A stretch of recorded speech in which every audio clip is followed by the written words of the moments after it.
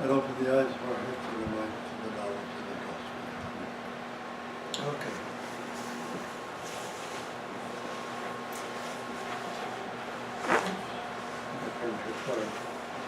Because I want to read this verse. Paul, to me, one of the most beautiful sections of the New Testament. He says, though I speak with the tongues of men and angels, but if I have no love, I am become as sounding brass and a clanging cymbal. If I have the gift of prophecy and know all the mysteries and all the knowledge, and if I have all the faith so as to remove mountains from one place to another, but I do not have love, I have nothing.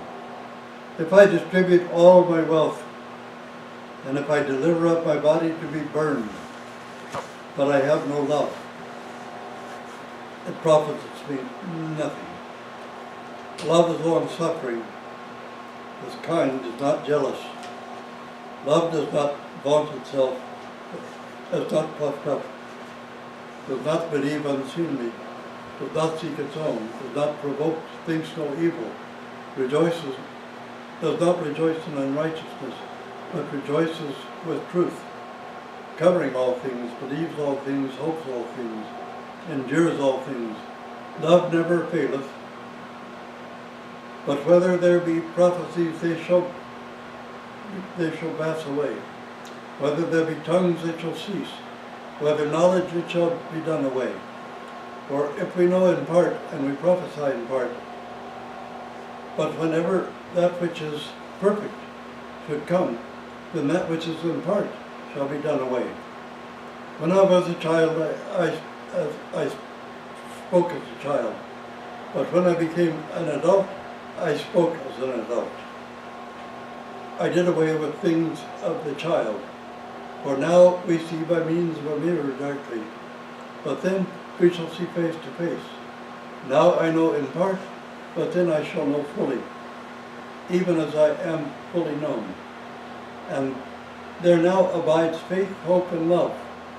These three things, but the greatest of these is love. Well, that's the verse today, and I think probably half my sermons are based on this chapter. But then he follows it and says, continue to pursue love, emulating and desiring spiritual gifts, but much more, that you may be prophesying, for the one who speaks in a tongue does not speak to men, but to God. For no one hears, but in spirit he speaks mysteries. But the one who prophesies to men speaks for the edification of all, and exhortation and consolation. The one who speaks in tongues only serves himself, but the one who prophesies edifies the whole congregation. And this is the thing. We were just talking about Pentecostalism and speaking tongues.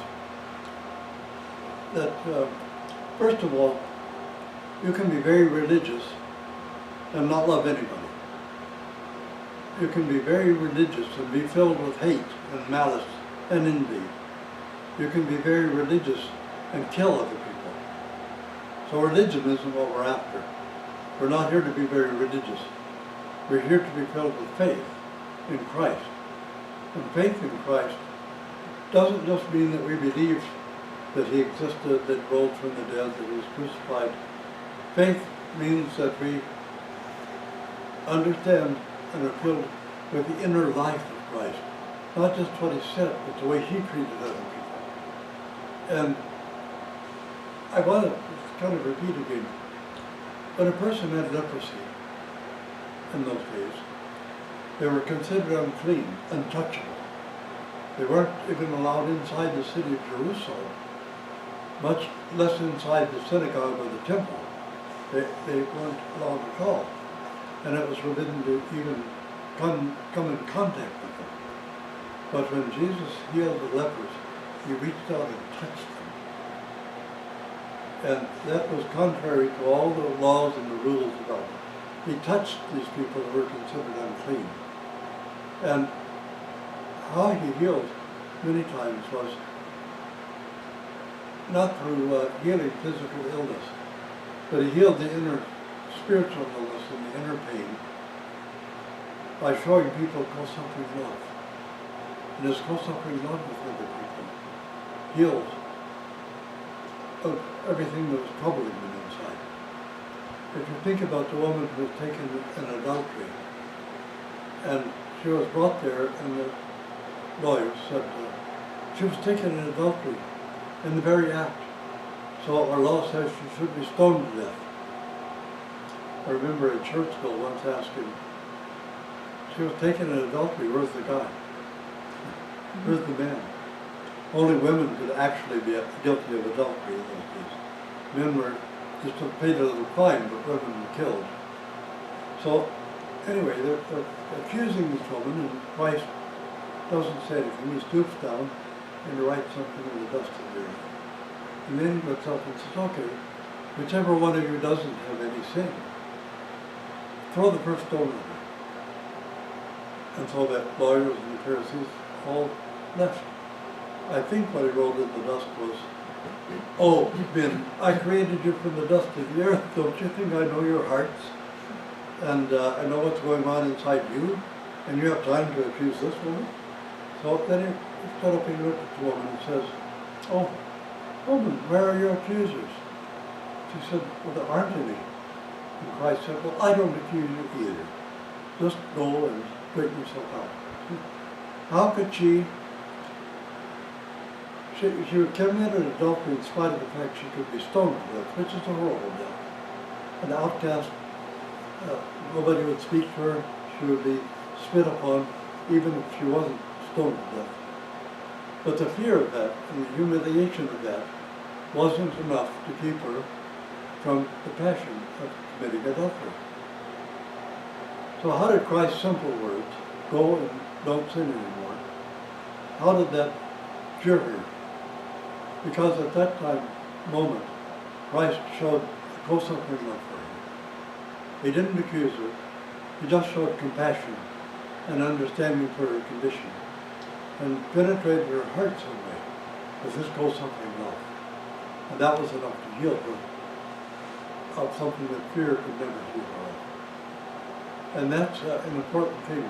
We talk about love in this chapter of Paul's letter to the Corinthians. And sometimes we talk about co-suffering love.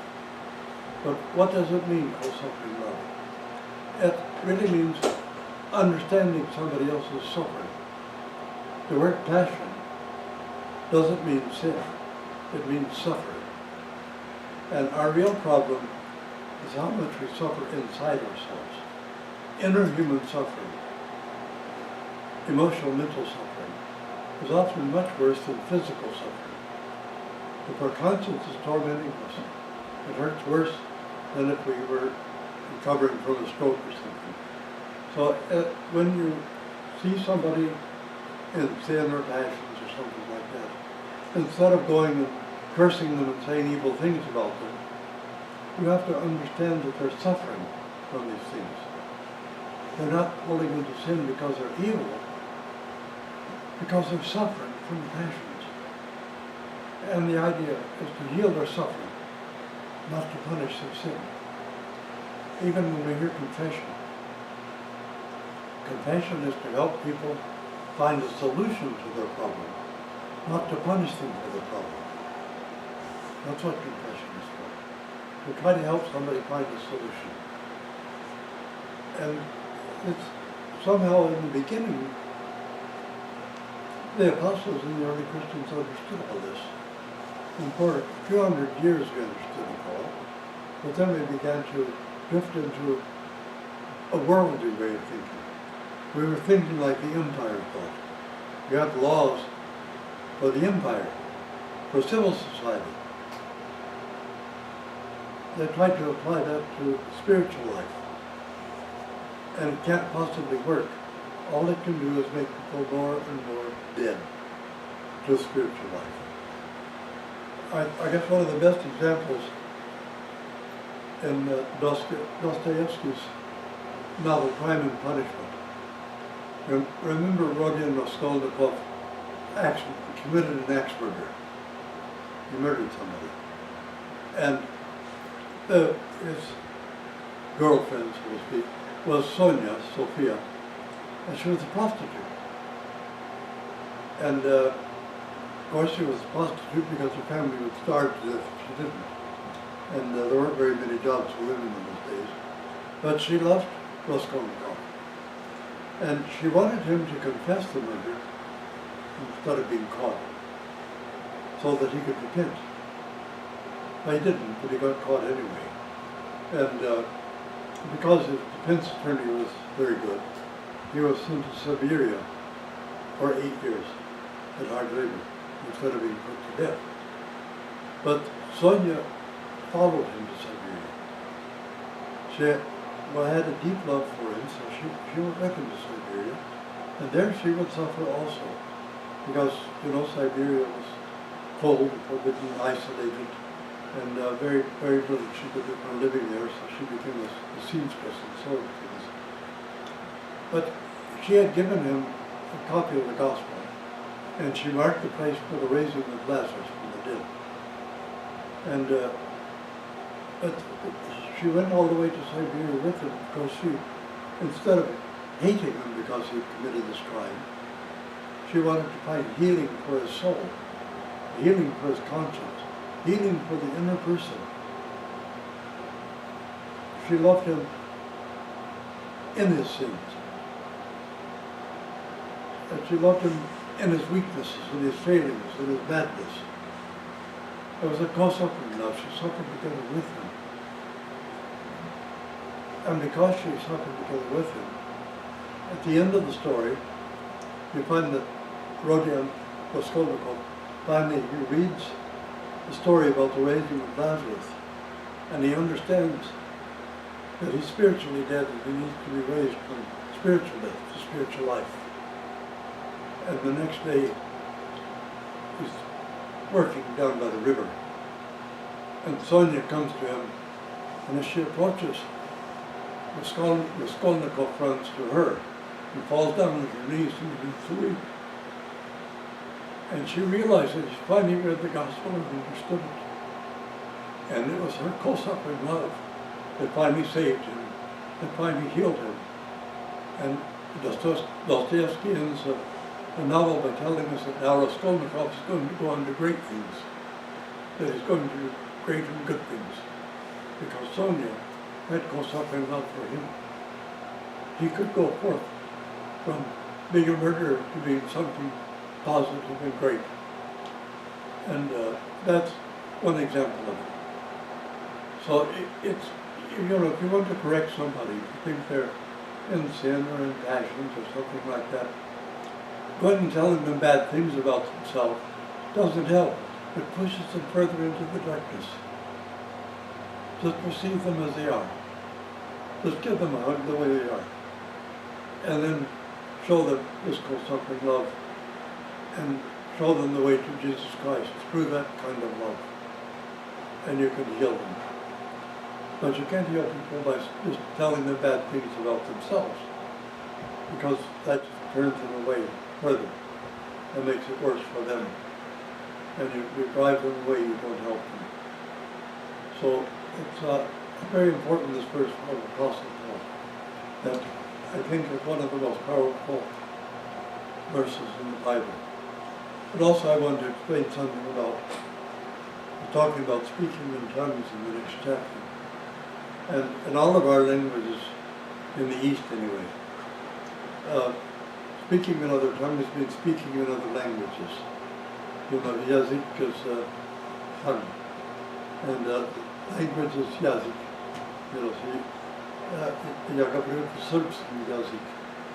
I speak in Serbian tongue. And so there was a great misunderstanding in one of these sectarian groups in America in about 1903 or 4, somewhere around that area. And they thought speaking in strange tongues meant babbling, and simplest meaningless babble. It meant nothing. And Apostle Paul is telling them here, look, if you speak in tongues that nobody understands, it's a waste of time. You might speak to God, He might understand you, but nobody else in the church is going to understand you. If you want to speak, speak in a language that everybody understands. That's why we serve in English. You know, it would do us no good to serve in Church Slavonic every Sunday, because we have Romanians, we have Greeks, we have Serbs, we have Ukrainians, and we have Georgians. And Church Slavonic doesn't mean anything to them. It doesn't mean that much for Russians. In fact, we should be serving in Russian instead of Old Slavonic. It's like in Serbia, we serve in Staroslovenski. It's older than Church Slavonic. But St. Abed Justin Popovich had such spiritual authority in Serbia that he said, this has got to stop. You have to serve in Serbian, not Staroslovenski. Because you're leaving the people dry. You're not speaking to their hearts, because you're speaking a tongue that they don't speak. And so we start serving in Serbian, and it makes a difference. I know a Russian lady came to Vladika Barlov one time and says, Vladika, what does Paki Paki mean? And he said, means a patch. And she said, why don't we just say that thing? So, in Serbian, you know, the Paki Paki, but it really means opet I opet. We're not even connected. So the Serbs didn't know what it said. And people weren't even going to church because they said, why go? I don't understand anything that's going on there. So, especially young people. And so speak in tongues that people understand. So, because we have such a large population of Novodoshli, I don't know how you say it in Russian, people who newly came from Russia and Ukraine. Once a month we serve in Slovak for their sake. But it doesn't mean anything to the younger people. It's kind of comforting because you're used to the language from Russia, clearly. So it's kind of comforting to be there. But it doesn't help the young people at all. It doesn't do anything for them. It just makes the faith further away from them. It makes the church further away from them. You know, I went to Greece. I used to have a Starostilny church in Greece, an old calendar church. And I went to. It was all made up of intellectuals. There were theologians, everyone was theologians, I think, about 200 people, and they were all highly educated people. And the leader of the congregation was a very important Greek theologian. I went back some years later on, because I used to go every year, and his granddaughters had grown up, and his son and daughter, or daughter and son-in-law, told me that, well, I have so much trouble getting the kids to go to church, you know. We try to go every Sunday. So we sometimes go to the one monastery church in Thessaloniki instead of go to my church. And the girls don't want to go. So I went to church with them on Sunday and I sat there, because they have benches in Greek churches. And I sat there and after a while I said, no wonder the kids don't want to go to church. And so I asked the oldest girl, I said, why, tell me now, I think I know, but tell me, why do you not want to go to church? She says, because it's dark. And we sit there, and somebody stands behind a wall and mutters a bunch of stuff that in some language we don't understand. The ancient Greek, not modern Greek. And somebody stands on the Kyros and whines away in a language we don't understand. And we never take communion anyway. So what are we doing there? There's nothing there for us. We don't have a place there. They don't know anything to reach to us. And even if they read the gospel, they read it in ancient Greek, not modern Greek. So they don't know what the gospel says. And that's why they didn't go to church. She said, then we go to a church school, and public schools in Greece, they have a church school, they teach religion. And she said, the priest tells us we have to believe things that we know are not true. But he says in order to be Orthodox Christians, you have to believe it even if you know it's not true. So you have to believe a lie. So they're teaching people things that were believed in 2,000 years ago about the earth and about nature and about the sky and everything else. But just 2,000 years later, we know more. We learn more. We have instruments to see more. We know very well that diseases are caused by germs, not demons. And I suspect, because in ancient Greek, daemon didn't mean what we think it means later. Daemon meant how you were disposed, how you were feeling, how your spirit was. You know, we say somebody's mean-spirited, or somebody has a hateful spirit, or somebody has a good spirit. It means something about that person. But in Greek, that was daemon. They had a bad demon, meaning they were nasty and mean and hateful. This is like the evil eye. You know, we have a whole mythology about this evil eye. And sometimes in the Balkans, maybe even in Russia, people wear a blue stone around their neck to ward off the evil eye. Because it's primarily blue eyes that can be evil. Because Greeks had dark eyes, and blue eyes was super wrong.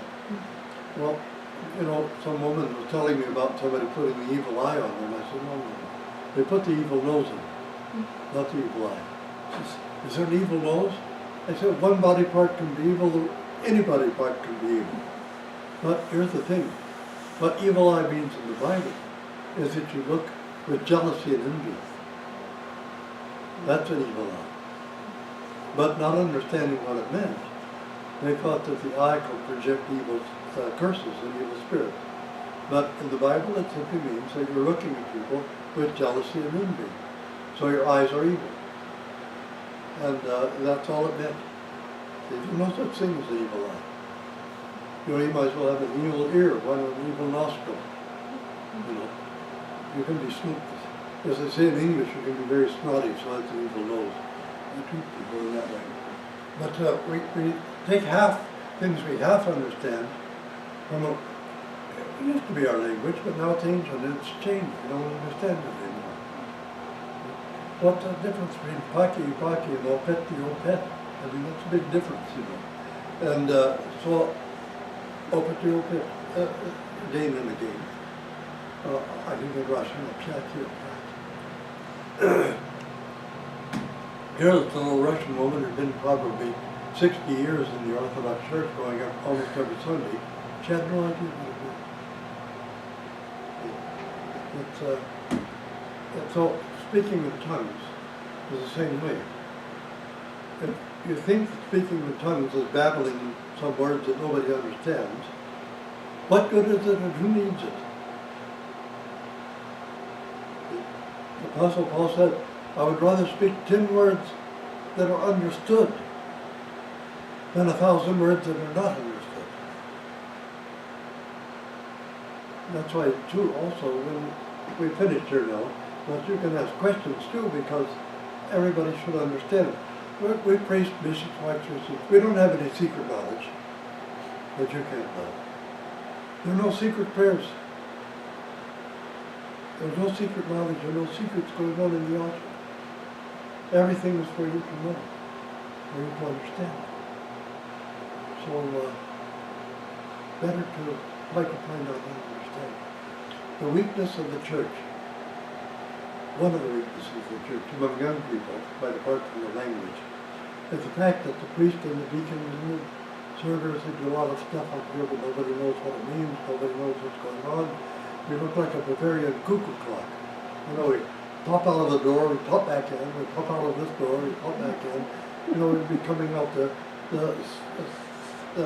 Tastibati, holy gates, saying cuckoo, cuckoo. I mean, what difference is it? You know, we come out and say something in a language nobody understands, and we just in, out, what does that mean? Because we don't teach people, and people don't try to learn. That's why the prophet Hosea in the Old Testament, God speaks to the people through him.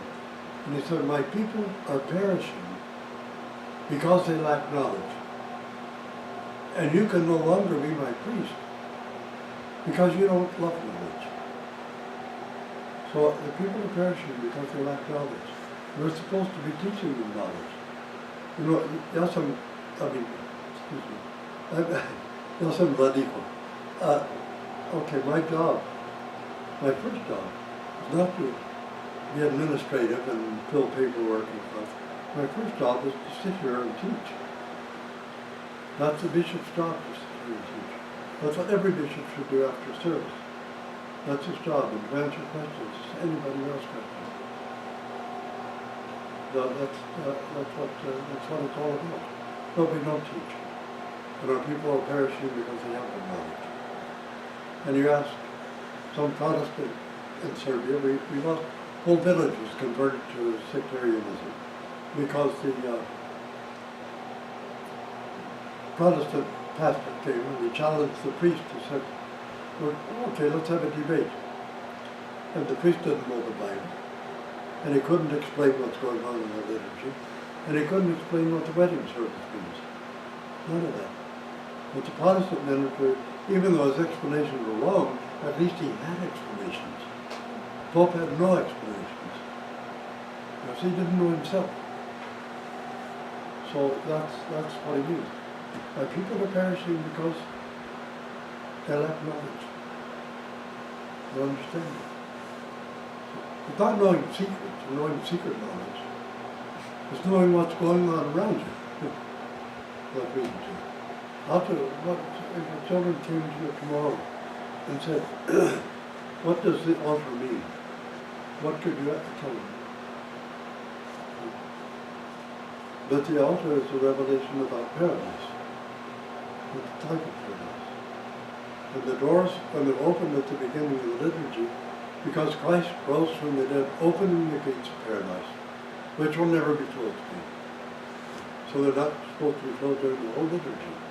And they can close them for the priest communion if they want. I don't know why.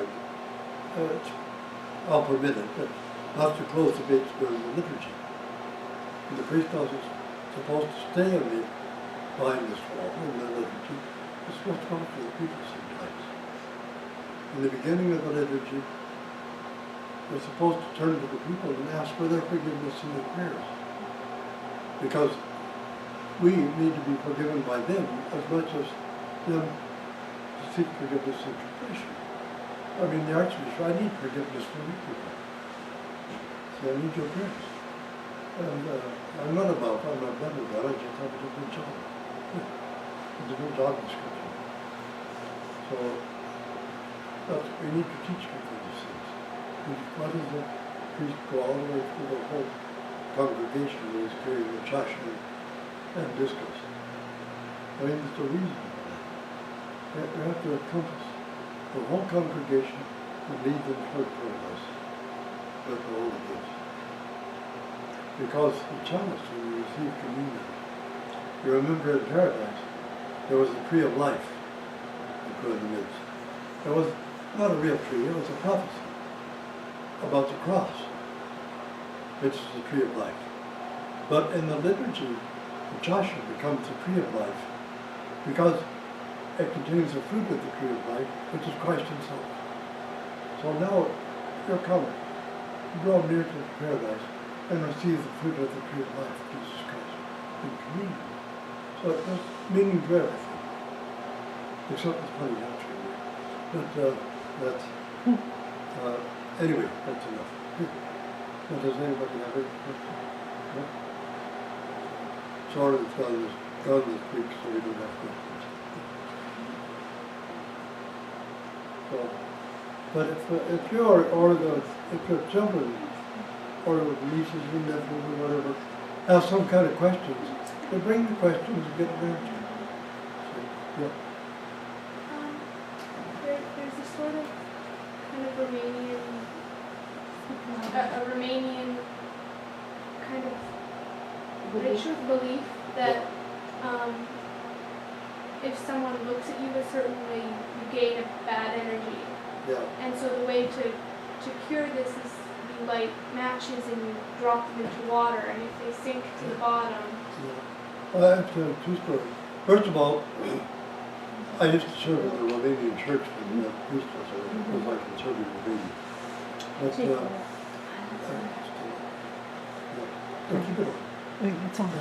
The Romanians would come to me and say, oh, somebody cursed me. How do I get rid of a curse? The only way you can break a curse, I would tell them, is if you forgive from the heart the person who cursed you. There's no other way. See, a curse only works if you believe in it. It doesn't work if you don't believe in it. That's why in voodoo practice somebody can drop dead because of fear, because somebody cursed them. But a curse only works if you believe in it, because you make it work yourself, because of your fear. It's the only way to break, so to tell to remaining people to break the curse. You have to forgive from your heart the person you believe cursed you. And forgiveness erases anything. But my elder was a Romanian elder, Mina Dobsha, Father Mina Dobsha, from up near Yash. And I used to go to, when I visited Romania, I used to go regularly, and I would go to the confession. The Romanians had a big trouble here in Vancouver one time. There were three groups and they were fighting each other. Even in public, the newspaper had a picture of these Romanians beating each other up. This is the worst in the group. So I asked Father Mina Dobsha, if I buy you a ticket, will you come here and try to straighten out these Romanians, try to make peace? So Father Mina came, and there was one family who used to come to me and say, oh, somebody cursed us. You know, our business went bankrupt and we started another business and we lost that business. So they'd been through about 7 businesses and gone broke in all of them. So I said, go talk to Father Mina Dobsha. So that they went and talked to him, and then they were kind of upset and they just left without saying anything. So I asked Father Mina, I said, what upset them? What did you tell them? Oh, they told me they went broke in all these businesses because somebody cursed them. I said, my dear ones, nobody cursed you, you're just stupid. He said, you can't run a business. Don't try to start one. Go to work for somebody else and everything will be okay. So that's what I think person. In Moldova, I mean the province of Moldova, I don't know about the republic, but in Moldova they like to blow a trumpet in front of the coffin as they go to the cemetery. And they do that to scare demons away, so the demon doesn't jump in the coffin and turn the person into a vampire.